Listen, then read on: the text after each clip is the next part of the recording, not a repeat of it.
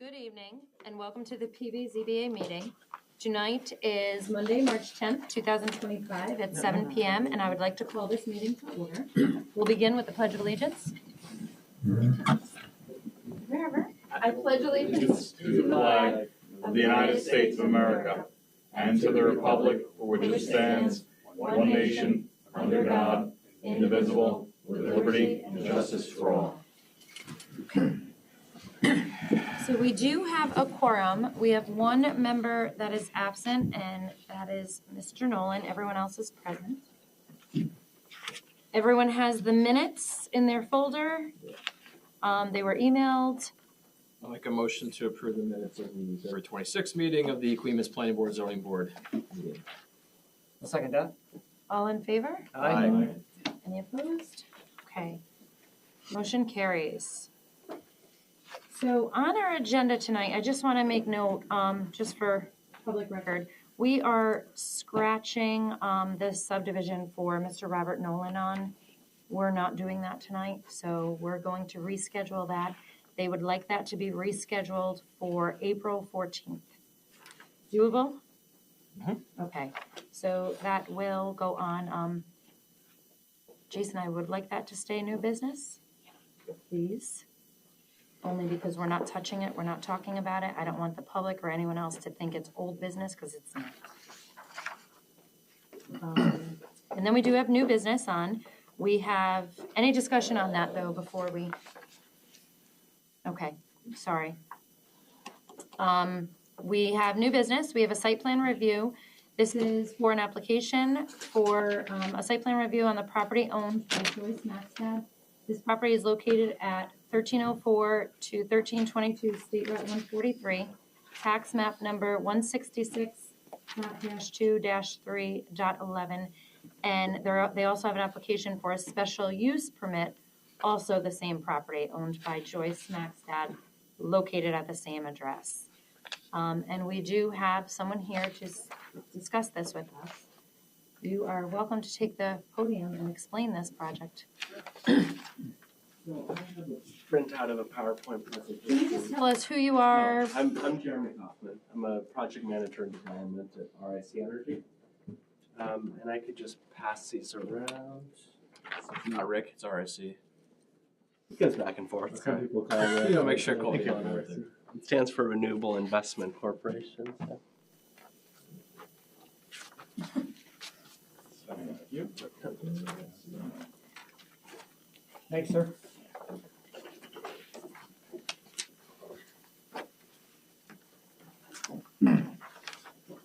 Thank you. Thank you.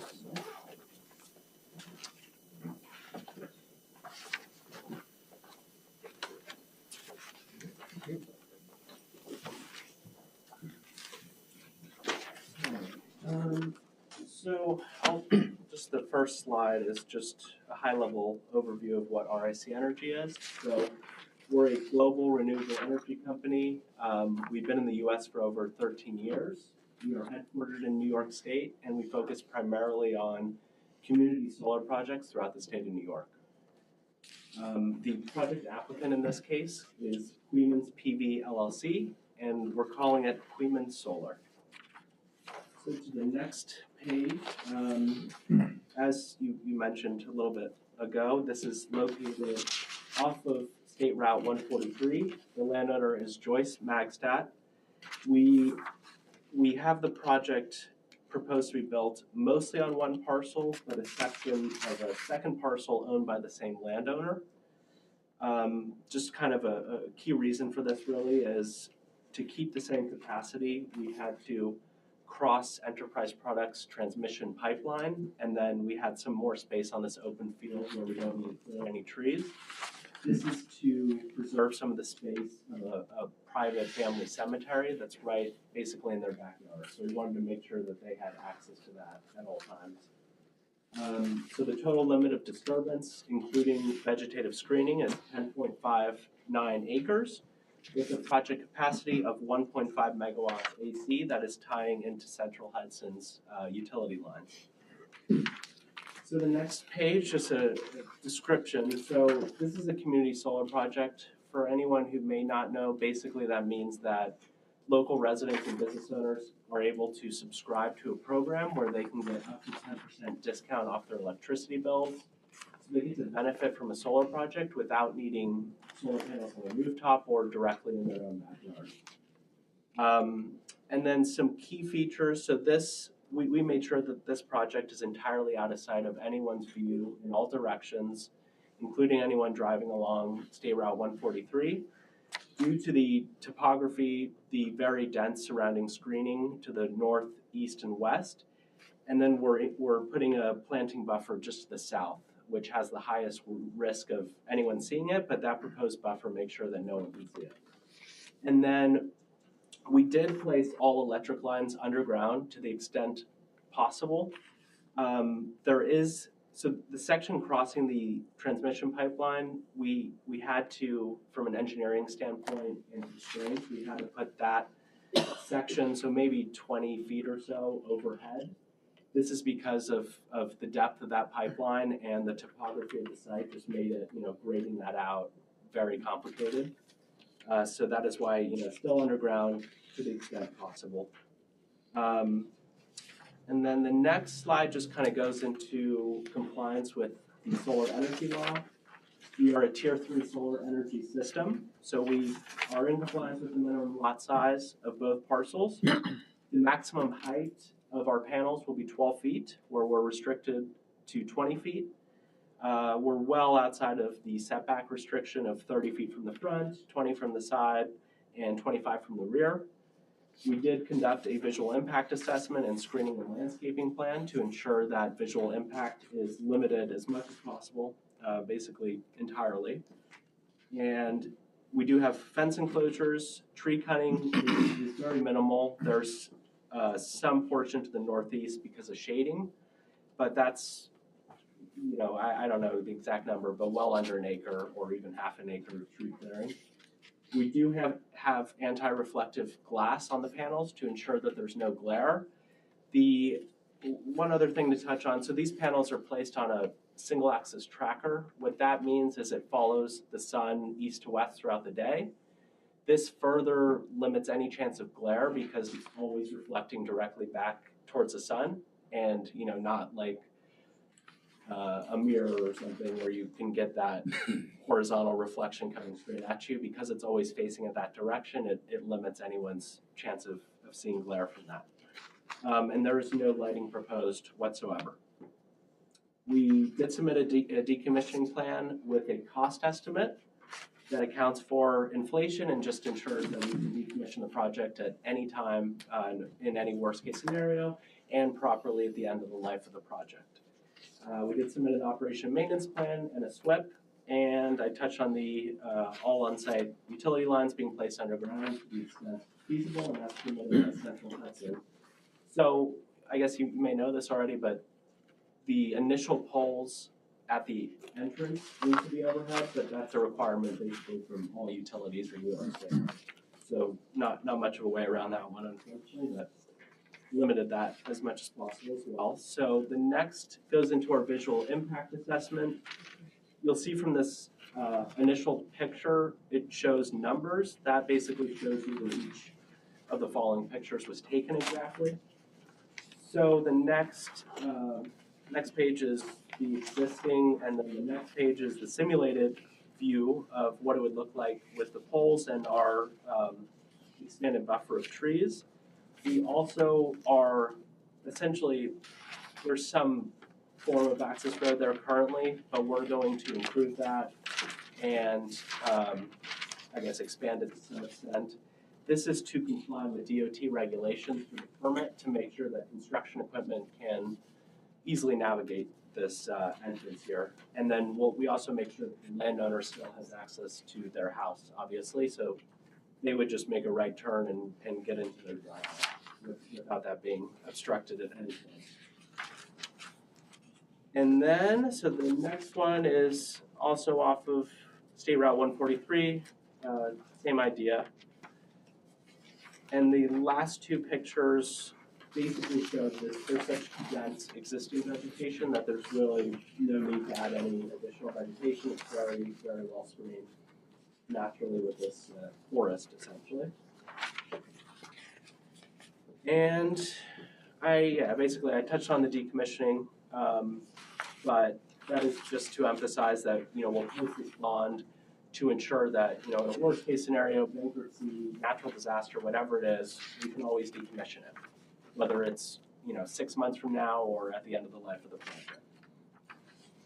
And then some of the benefits. So I touched on what community solar is, which we consider to be a huge benefit to local homeowners and business owners. We are excited that we always focus on hiring locally for construction and operation maintenance jobs. This project does not require any town, county, or state resources. It's not visible off-site. It does not displace any active farmland. Right now, it's essentially just an open field that is undeveloped and unused. With the residents in the backyard and the cemetery there. It does improve grid resiliency. So, if there was some natural disaster where a power plant is, you have this to offset that energy loss and kind of ensure that the grid is stabilized as much as possible. And then that's basically it. But I will just touch on the Albany County Water Department water line appropriation situation. So this was a different developer 9 years ago or whatever it was exactly. I don't know who that developer was, but talking with Jason, we had a pre-app meeting and we obviously ran title and we understand that this is, a critical thing to de-risk. So I started discussing the situation and trying to move towards an agreement with the Albany County Water Department about 6 months ago, maybe more now, and we've made significant progress. I don't see it being a huge hurdle by any means. I don't quite know what happened with that last project, but we've kind of shared all our information with them. We have a couple meetings lined up to finalize the agreement. That could take 3 months maybe is what it looks like right now. But the person I've been speaking to there has said she's happy to have a discussion with you and let you know that we're making good progress towards reaching agreement there. And that is it. Thank you. Was that Amy you talked to? Yes, it was. Amy Walsh. Yeah, Amy. And she didn't see a problem? No, not at all. Because so their water line is something like 7 feet deep. So even with construction, we're most likely going to put a temporary air bridge during construction just to ensure that there's no impact, but it looks good. Well, that parking lot right there was where the county building was for years. County trucks was running in and out of there, loaded salt, everything else. Into Into the houses? parking lot right there. Oh, wow. There was an old barn there, and it was a county building for years. The water line was still there. And the water line's still there. Good sign.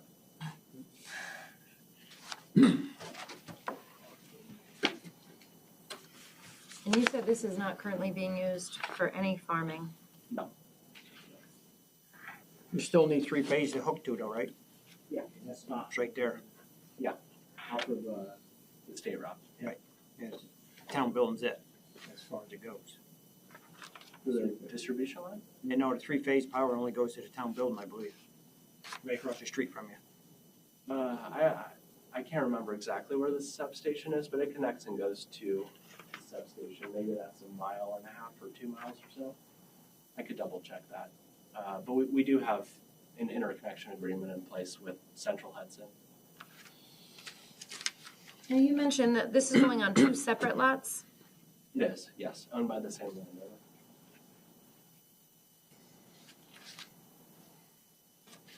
Bill, would that have to be merged for this one project, or would it be 2 separate things? I don't know that it necessarily has to be. Maybe you could clarify. I'm assuming that it's under a lease, is that the plan? Correct. And so maybe the board would want to get an understanding of exactly what the area is that's leased.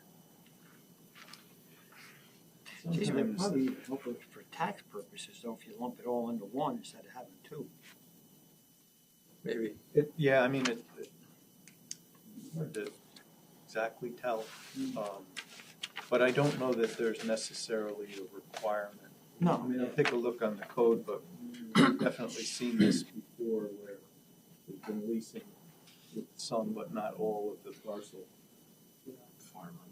From my experience, so with towns that explicitly restricted in their zoning code or solar law, that's a different story, and that's where we would consider merging the deeds. In this case, I know with Highland and just the tax situation in general, they treat the solar project completely separate from the residents. So no nearby values are impacted, the residents' value is not impacted, it's strictly about the solar project. So that would be the 10.59 acres that would go into that tax agreement. And then I don't know if Albany County does this, but I guess just generally with the pilot program in some counties, they basically lease it to you and you lease it back, something of that nature where they ensure that it's completely separate. You may be able to. We wouldn't lease it, but it would be through the IDA. Yeah. The FLAC array, although that was done by New York State and not us, that spans multiple parcels. There's probably 12 different tax parcels that are associated with that solar array. Granted, that was state approval versus local approval, but what we do at the county is we get a copy of the leased area, the description, and then what we'll do is we create what we call a suffix parcel. So it's a separate tax parcel for tax purposes. It's not an actual subdivision of that property. In this case, because it's spanning two properties, there would actually be two suffix parcels, and then the value would be attributed between the two properties. And just looking at this, probably 95% would be on the main property, and that residual 5% would be on that other property. And then in those cases, based upon your agreements with the property owner, typically you guys say you'll pay the taxes or any taxes associated to the improvement, and then the bills get sent directly to RIC for that purpose, and then they would pay that. So, yep. Just a quick question. So for clarification, does your survey and your site plan depict the leased area itself? Yeah. And then does it also depict the residents? Mhm. Good. Okay, so I think you all can look at those things. Thanks. Cool. For a little background for me, does RIC generally operate these facilities or just in the development sort of side of it? It varies.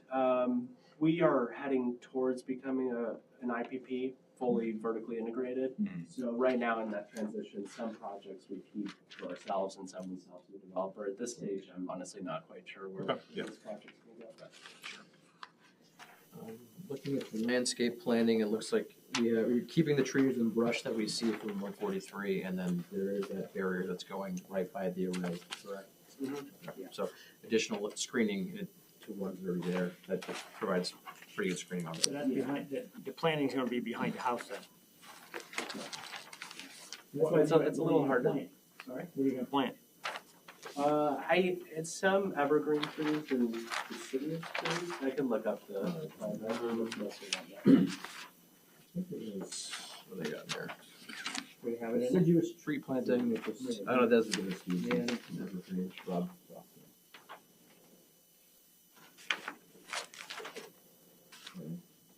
Plan.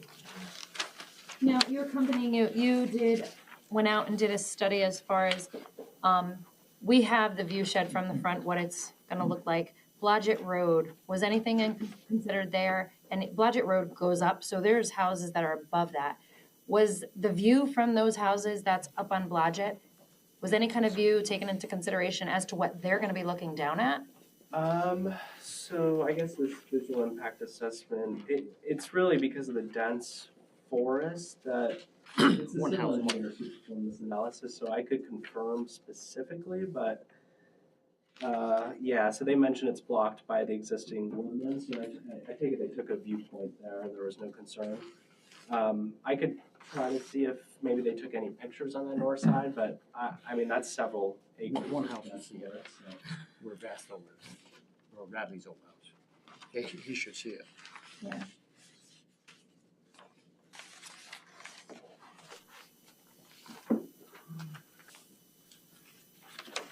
Decommissioning plan. How you gonna hold the money, where are you gonna hold it? Bond it? Yeah. In some towns, we've done escrow, bond. What, bond and what? What else did you say?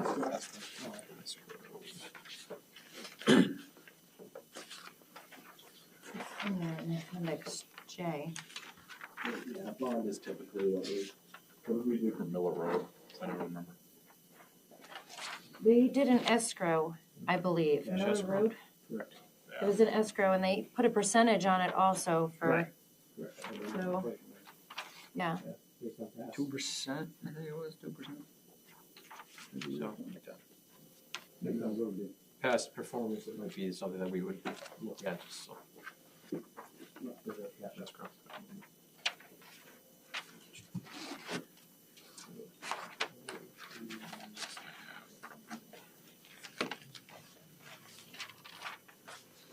Anyone have any other questions? Yes. Letter from SHPO. So We have done that, we got a note of that. you have that in here?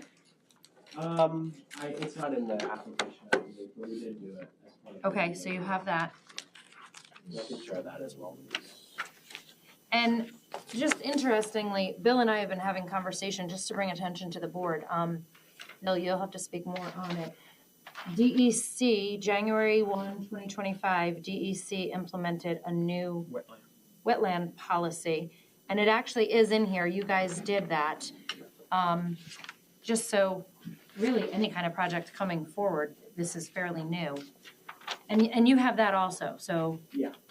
That was, Definitely hurt us with some other projects in the state, but fortunately for this. Wetlands on here. There's basically no wetlands. No. right. But you got that from DEC, which is gonna, yeah. So. Any other questions from anyone else?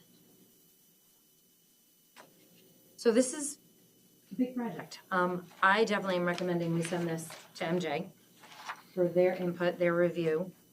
Thank you for presenting it. There's a lot of information for everyone here to go through and review, Pretty big binder. and then some. Yeah. I guess one thing I'm just wondering, while we sort the rest of the stuff out, would it be possible to just have you declare intent to be lead agency for seeker? Because I know it needs the 30 days to pass, so that would just allow us to maybe talk about it next time, or. My recommendation was gonna be to accept the application for tonight. I don't know what anyone else is thinking. Yeah, I think so. Yeah, just for, I was gonna recommend that we accept this application tonight, review all the material. I don't know what anyone else, It was quite coordinated review, right? So we do need to reach out to our partners. We could still potentially be the lead agency, but accept it and review, go from there. good? Yep. So I'll make a motion to accept this application for the site plan review on the property owned by Joyce Maxstad. This property is located at 1304 through 1322 on State Route 143, tax map number 166.2-3.11. And I'm also going to put the special use permit into that motion. It's the same property, also owned by Joyce Maxstad, also located on State Route 143, 1304 to 1322, same tax map, 166.2-3.11. I'll second that. All in favor? Aye. Opposed? Motion carries. And the board wants to act as lead agency? Or stay here, review everything? Yeah, we'll send it to county, at some point.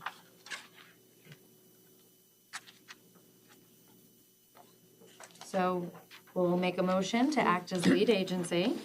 We can do that for this site plan review and special use permit. Yeah, I'll make a motion to act to declare this board as the lead agency in regards to the site plan review and special use permit for the property owned by Joyce Maxstat at 1304-1322 State Route 143, tax map number 166.2-3.11. Second. All in favor? Aye. Any opposed? Discussion on it? Motion carries. On Mr. McGuire's point, I think, is that he's anticipating that potentially, of course, if the board classifies it as one action, then you'll be into coordinated review. And I think that's what you were just saying, that you want to think ahead that may happen depending upon how the board chooses to classify it. And you'll usually, from what we've seen in past practice, you'll get a recommendation from MJ once they review the materials and those additional items that we talked about tonight. So we're definitely gonna forward it on to MJ and we'll just wait to hear back from them then and go from there. Comfortable with that? Yep. I am. Oh, yeah. Okay. Anything else? Anyone else have anything for him before? You have a card or a number? I have a card. So, and the last page on here does have his little business card. Oh, it does? It does. His name, his number, email, very. Cool. On the front page of our binders too. Thank you. All right, cool. Good to see that, thanks. Okay, yes. Jeremy, I thought it might be- this is Carey, Union State, Arey. Came down last week. Supreme Court, Albany County. Oh, thanks. Does anyone else want to? I have it on there. Listen, I can find it when I look at, but to make my life simple, did you include Jenny or MJ on this when you forwarded everything or not yet? I gave her a heads up that Okay. most likely this is gonna be a review by her. So I did call her today also to give her a heads up and let her know, but did you put her in on any of the emails? Of this stuff that we've received? No, Okay. because I wasn't sure what you guys were doing. Nope, that's fine, and the message that I left for her today was that we would forward her on everything that we've received, just to go from there. I have a zip drive to send her. Perfect, so I did call her today, so she'll be looking for that. And I don't know when we'll hear back from her, but Jason will keep you posted, and go from there. And then you'll, I guess, provide the notice to other agencies about lead agency and the 279M review. So we'll have to make a motion for that at another meeting, but we'll wait to hear back from MJ. And so this is on our radar and we'll keep it there. Once we hear back from MJ and we have more feedback, then we can make more decisions also. And I definitely recommend that everyone tonight start reading. No. But we'll just, once we hear back from them, we'll touch base with you. And Jason is good at touching base. He'll let you know, that we'll talk about it at the next meeting or 2 meetings from now, just so you don't waste your time coming here if we're not going to discuss it. When do you guys send out the 60-day notices to the taxing jurisdictions typically? For the pilot? Yeah. Probably once we get. Thank you. Anything else?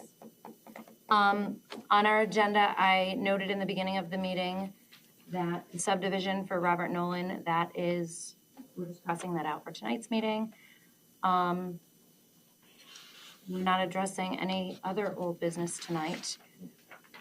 We do have a public hearing scheduled for our next meeting. And whether we're acting at that meeting or not and coming up with a determination and going forward, just be mindful of that as far as whether it's approved, disapproved, or if we approve it with conditions, thinking about anything with that project.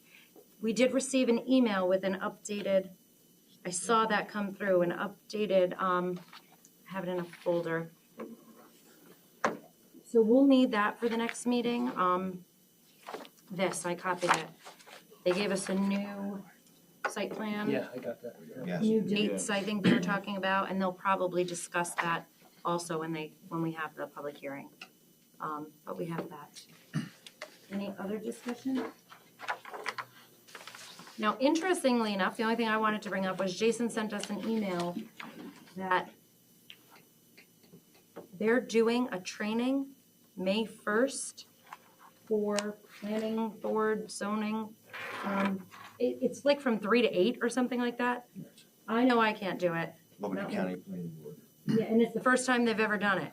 It's their first annual Albany County Planning Board is doing it May 1st. May 1st from 3 to 8. It will qualify your 4 hours. Like I said, I know I can't do it. 3 hours, that's 5-hour class for 4 hours. They're probably giving you a break, or they're, I don't know, yeah. But I just wanted to make everyone aware of that. The only reason I make you aware of that is that's one class, one and you're done. I know when we did the training through the town last time, if you missed one, you didn't get the training. So just making you aware, if you don't think you'll be able to Does commit, it cost anything? I think it's free. I think it is free. Yeah. I